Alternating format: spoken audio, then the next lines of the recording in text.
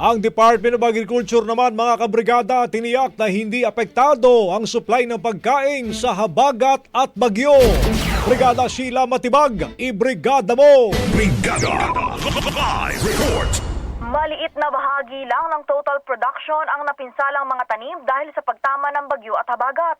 Ito ang sinabi ni Department of Agriculture spokesperson Assistant Secretary Arnel de Mesa sa gitna ng naging epekto ng sama ng panahon sa mga agricultural products.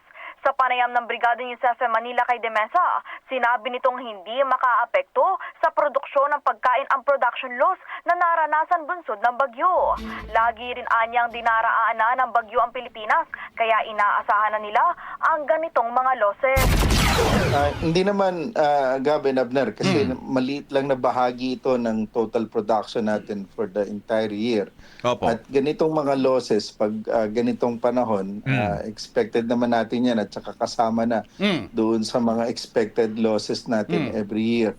Kasi alam natin, Pilipinas, palagi tayong dinadalaw ng bagyo. 18 to 21 yan every year. Pagtitiyak ni De Mesa, may mga nakapreposisyon na mga binhi upang makarecover agad ang mga magsasaka sa mga apektadong rehiyon.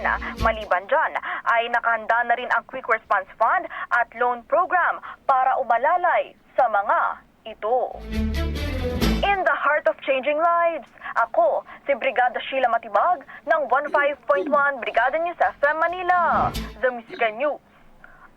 Brigada Balita Nationwide. Ang bahaging ito ay hatid sa atin ng Guard C Plus with Zinc Capsule. Always protektado ang kalusugan.